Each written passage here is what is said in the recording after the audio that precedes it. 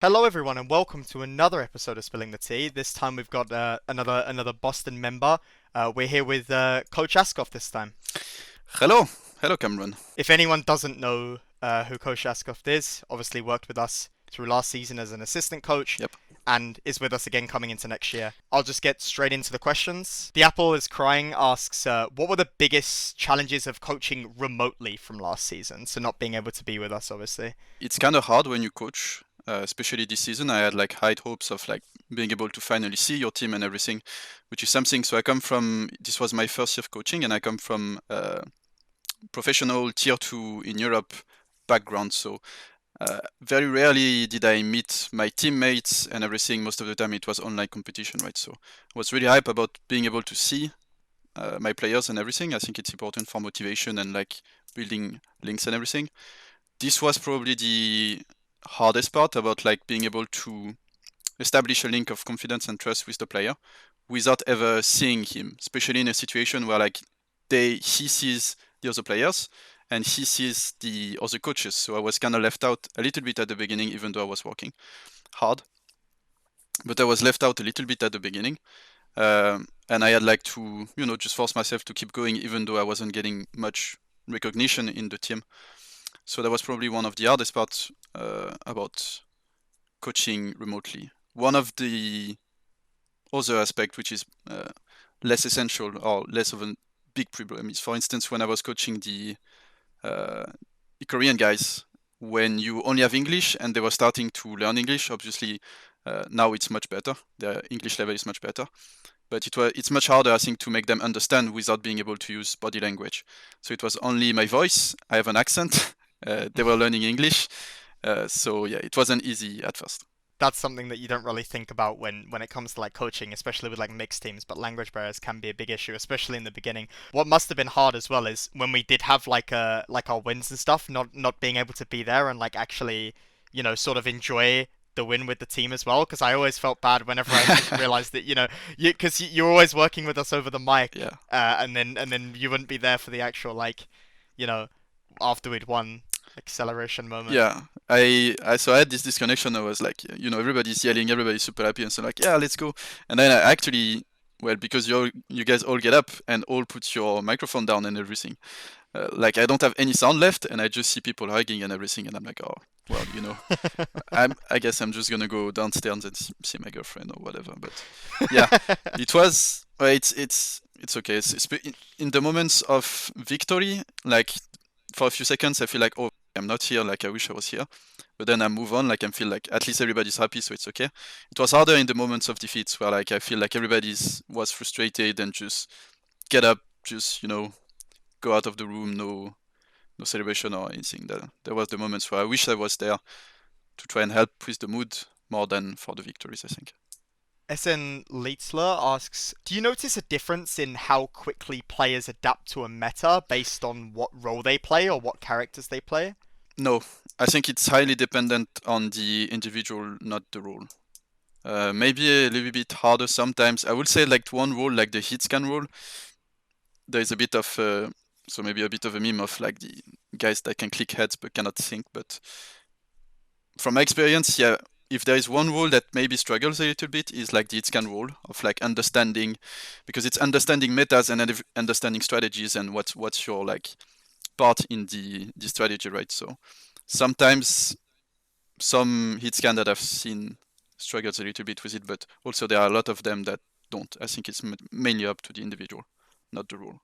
Yeah, I agree. I think, speaking from a standpoint of being like a main tank player and playing different heroes, it just comes down to mechanically on that hero, how much you play them.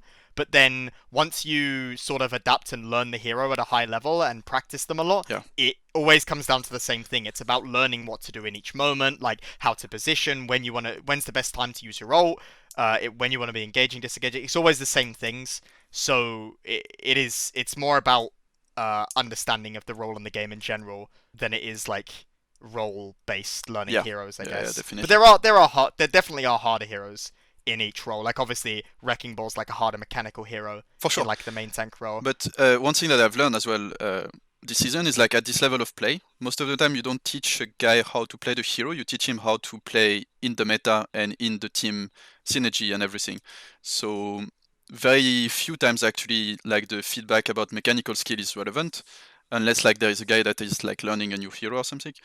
Most of the time, the relevant feedback and the feedback that the players want is how to play in the meta, how to position, how to use cooldowns, how to understand what the enemy plan is going to be, and that kind of stuff. Epic GG asks, what is the biggest challenge that you faced going from playing to being a coach? In my case, it's a bit specific because it's a bit particular, I think, because I had it mine and my plan was to transition into a coach from the beginning. So I wanted to play and be a professional player first, but like I didn't have like super high goals when it comes to being a player. I wanted to perform with the team and then move on to coaching. I know it was like the player was only like short term for me, so I was ready for the transition into a coaching role. And most of the time in my teams, I had like kind of like a coaching player role, uh, where I was doing most of the strategies. I was uh, trying to be the leader for the team and everything. I would say one of the things that is the hardest is people don't understand how much you have to give up, like being in the spotlight, unless maybe you are a head coach for like a really good team or anything. But you have to give up being in the spotlight and doing all of the work for someone else, like I mean for the players, um, and you have to do like extra long hours. Like it's kind of a ungrateful, if I can say so, if that makes sense in English. It's an ungrateful job, kinda. Or like you work a lot in the shadow for someone else's glory, and you have to be okay with that. I'm okay with that, but I think maybe some players that are like, oh, what am I gonna do when my career ends? I'm maybe gonna coach. They don't realize that it's actually really hard to coach. Like it's hard to manage players. There is like much more than strategy. There is like um, how can I say that? There is like management, human management, kinda. You have to like understand personalities. You have to create team play and everything. This is quite hard, long hours, not really, uh, and not really. Yeah, people are usually not really grateful. Only when you win, to be honest, and then when you start losing, everybody puts the blame on you. Yeah, I mean it's definitely a hard role. There's a lot of stuff that goes into it for sure. I think people, I mean, if you look at like a lot of the coaches that are respected as like some of the best coaches in the league, Yeah, you'll usually look at like their social medias and stuff, and a lot of them don't really ever post anything, you know? Like some of the people that you think of as good coaching, because these guys aren't there to be in the spotlight. They're there, they work very hard and they want their teams to win, you know? But yeah, it's not really a job that gets you, in the spotlight. So, yeah, definitely not like the most rewarding in that sense. yeah. And I would say in general, it's a good strategy to avoid social medias when you are, especially when you're a head coach, and your team start losing, because then, yeah, I don't think you need that extra hit in your self-confidence. And people Yeah, can be I can rough definitely from see what I've that being seen. the case. I know Yeah, I know I like to avoid social media a lot of the time, even when I'm not a coach, so yeah, yeah, yeah. Well, it's hard for players as well, for sure. Ursa Major asks, what is one thing that you're looking forward to for the 2021 OWL season? Me personally, I'm looking forward to be there in person because I have my visa now, so I'm gonna be able to actually see my players and everything and see the other coaching staff. Um, we don't have much information about what the league is gonna be next season, so I cannot talk about like travels or anything.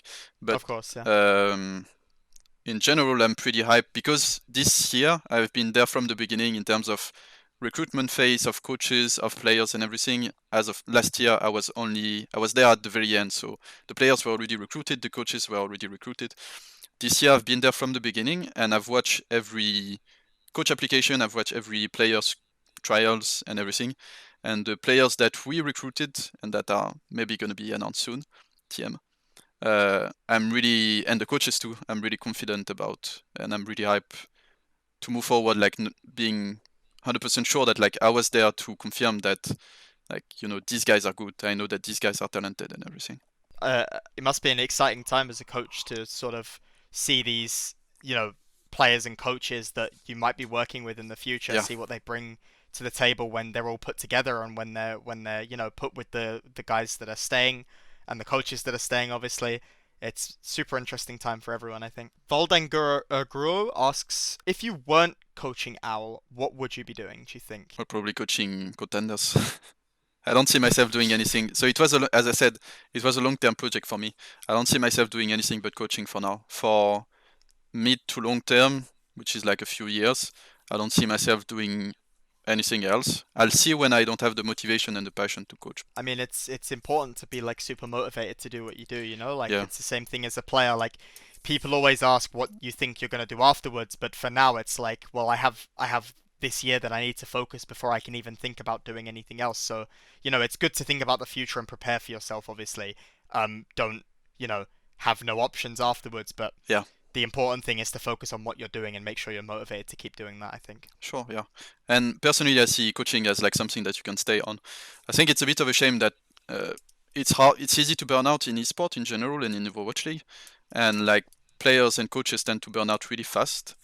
Where especially for coaches, so talking mainly from coaches, then you benefit greatly from experience. So like having 10 years of experience in coaching a team, leading a team, you're gonna be a much better coach. But it's hard to get that experience because you burn out really fast. Like the season are exhausting, and like if you perform badly for a season, you get flagged kinda, and it's harder to get a team. But right now, most of the coaches, I'd say, are relatively young, and I expect like in 10 to 20 years, I hope that like most of the coaches that we see today are gonna stay and build experience, and it's gonna lead to better teams, I think.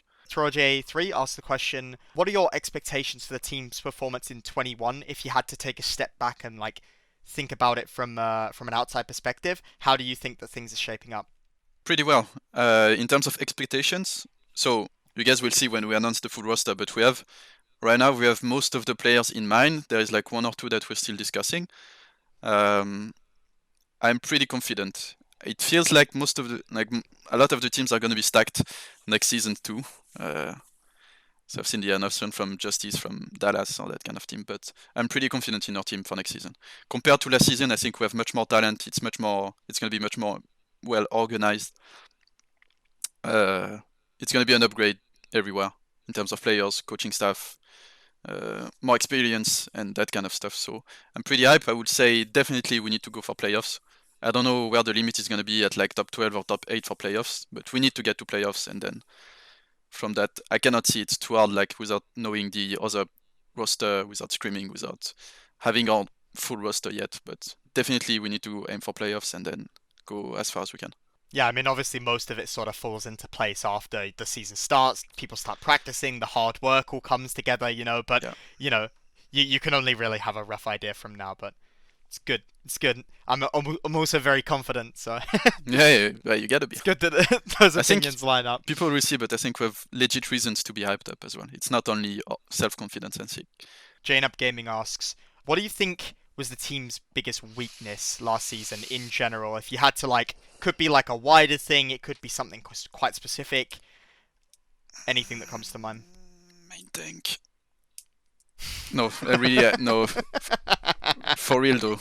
So I'd say from the beginning, I think maybe we start the season not in a good way in terms of strategy, in terms of maybe putting a bit too much distance between the coaches and the players.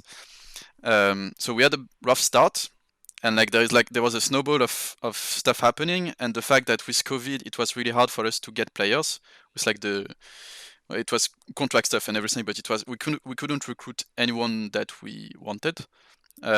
So we had to play with like limited roster, a bad start of the season, one coach leaving, a lot of players leaving, and it was hard to control this snowball effect, plus the COVID effect for sure, of people staying at home, not having the home stand and everything. For motivation, it's harder. I think we at some point managed to go up again. For instance, when we played twice against, so we win against Glad and twice against Paris, we go 2-3. But we had to win against Paris too.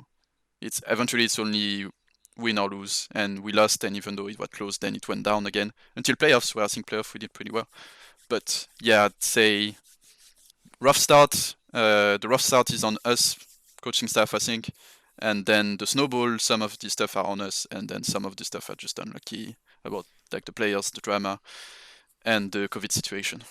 Speaking from experience and being there obviously as well, it was a very hard situation because you knew everyone was trying their best. Like everyone had stepped Yeah, up.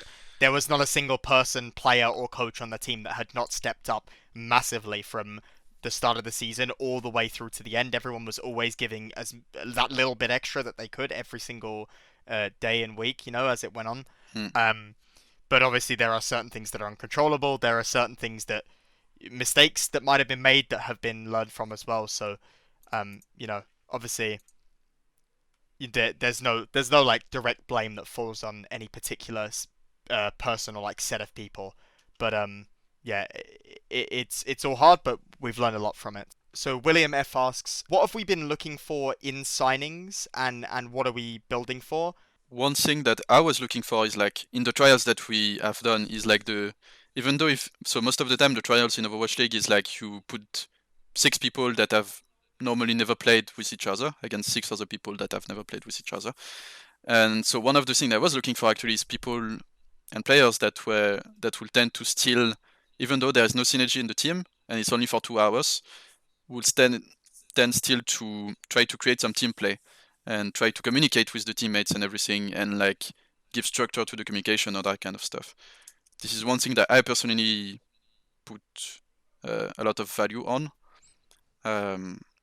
Otherwise, in terms of the full like variety of skills that we require from the players, I don't know if it's needed to talk about everything. Obviously, the guy has to be good. He has to be consistent, not a bad teammate because we're asking the teams of the players that we're interested in, the previous teams, what do they think of the players. We're asking the coaches if there have been like some behavior issue or that kind of stuff. But yeah, if there is one skill that I think is worth mentioning is like the willingness of the players to still play like you're in a team, even though it's a trial.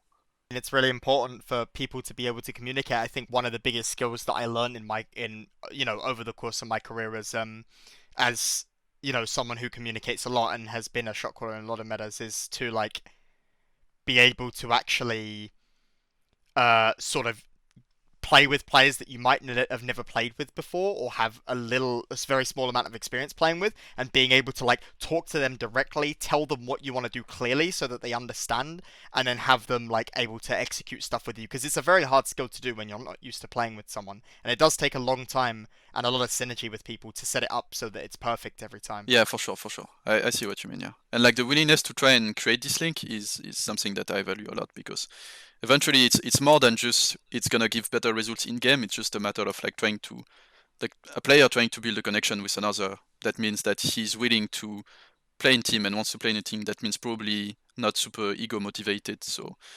like it all connects. So yeah. Yeah, thank you so much, Val, for answering some of the questions. A really good insight, and You're welcome. stuff that people might not have known about last season, or going into next year. And Yep. hopefully, after this, people are a little bit more excited about some of the announcements that might have to come out afterwards. Or Well, I think they will be. yeah, If they've been following the scene a little bit during the off season, I think they will be excited about the new recruits that we are bringing in. all right. Well, thank you very much, Val. You're welcome.